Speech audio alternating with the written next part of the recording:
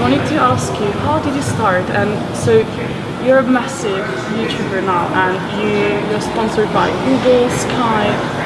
I mean, how's that? I mean, how did you get I have no idea. I have not a clue. Just a lot of luck. A lot of luck.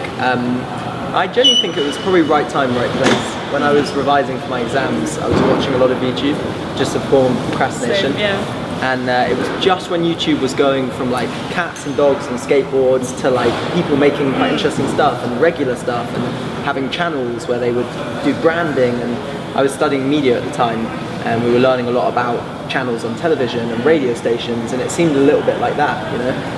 And so it was just right time and place. So when I finished my course, I said, "Oh, I'll set up a channel," and only for fun. I didn't imagine what might happen or where it would go. There was no money involved with YouTube really then, and we literally sort of joined as YouTube just exploded, and we sort of came along with it, and it's been a fun journey.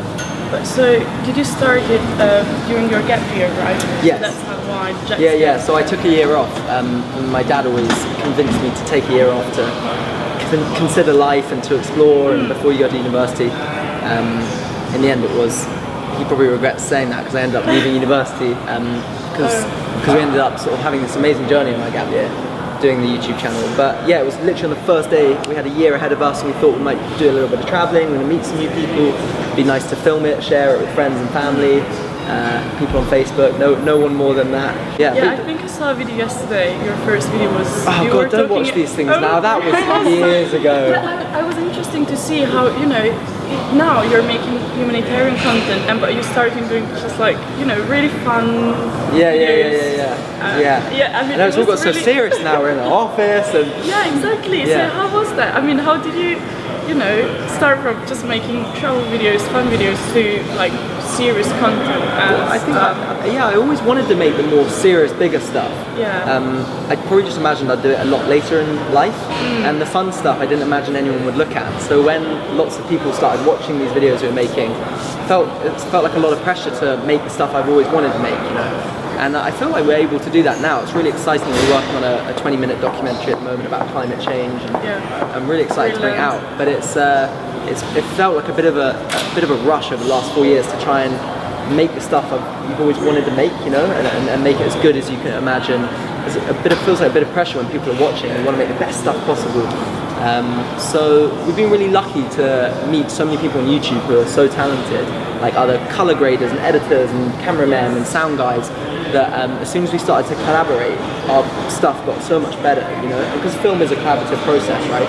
When did you get to the point where you said, "Oh, now I need a team to help me work on videos"? That's a good question. I remember it was the rickshaw one. We did a series, a 4-part series where we drove across India called the rickshaw one, and that was the first time we went and we filmed that. We didn't really know what we were doing. We just went and we thought this will be a really fun thing, and we came back with hard drives full of footage. And I sort of sat down to edit it and thought, "There's no way I can do this."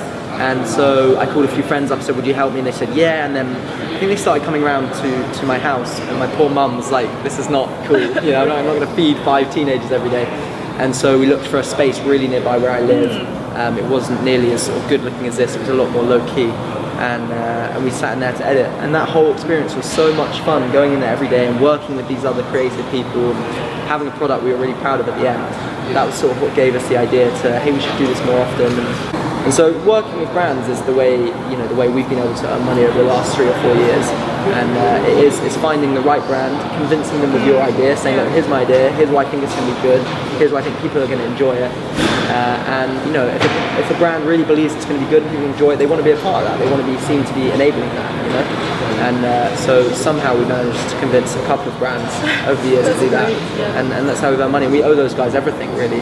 How do you deal with your team, and how do you organize everything, or you share this with everyone, all your responsibilities, or is it just you, like, okay, I want these guys and let's make it happen? That's a great question, and it's definitely something I'm learning every single day. It's been, I think, the biggest learning curve for me.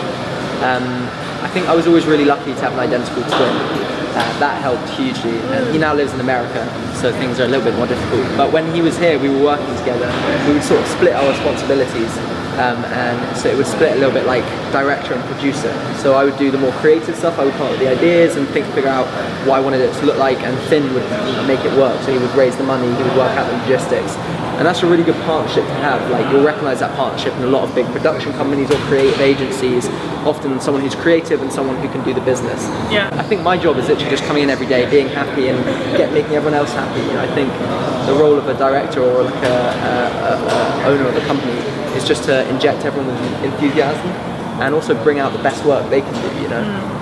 And who's your inspiration? I mean, who inspires you to do all this? I mean, do you have a mentor or someone that you like? Yeah, just I don't know, being growing up with access to the internet and to YouTube and to so many amazing things. That's my sole inspiration. Every day you're going on Vimeo and seeing the amount of amazing projects. Like, I have a bit of a complex around it. I wake up every day and think, oh, I'm not doing anything nearly as interesting as those guys or these guys, and so just inspired by like other people around the world and stuff that they're doing keeps me motivated to keep doing bigger, better things. And I think we're really lucky, our generation, that we have access to that, you know, because previously you read stuff in magazines, you see stuff on television, but the internet opens our minds up to everything that's happening in the world, all sorts of different projects that you might not otherwise know about.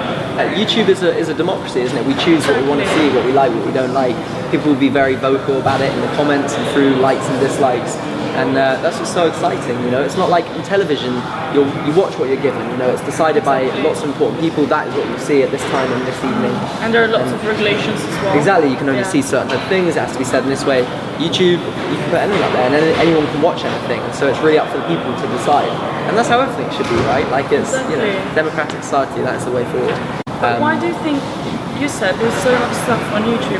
Why do you think your channel is, you know, one of the most successful ones? It was just right time, right place. I think if I started my channel now, it would be a lot more difficult. But if I were to start a channel now and I wanted people to find it, it was what you said earlier, which is just to be really authentic and just to make what you really believe in.